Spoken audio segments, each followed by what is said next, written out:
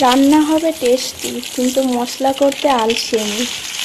আমার মতো কেউ আছো রান্নায় ফাঁকিবাজি, নাকি শুধুমাত্র একা আমি? সেদ্ধ করা আলু আর ডিম রেডি। রান্নায় দিলাম ফোড়ন, গোটা জিরে, শুকনো লঙ্কা, কাঁচা লঙ্কা, একটা গোটা পেঁয়াজ। একটা পেঁয়াজ কাটতে কাটতে আমার কড়াইটাও গেল পুড়ে। আচ্ছা,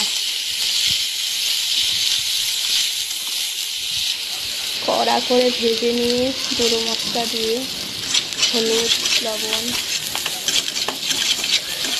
খুব পোড়া পোড়া করে ভেজে নিয়ে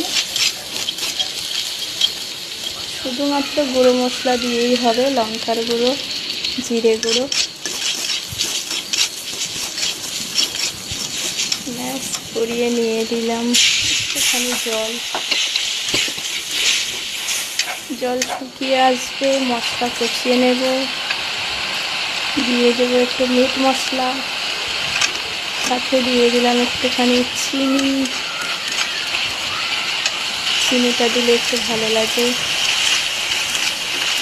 ব্যাস, রান্নার জন্য রেডি। আলু আর ডিম ভেজে রেখেছি। মশলার সাথে একটু ভালো করে মাখিয়ে নিয়ে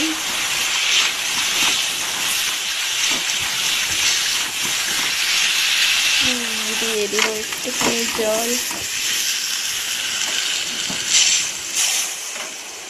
জল ফুটলে রেডি রান্না।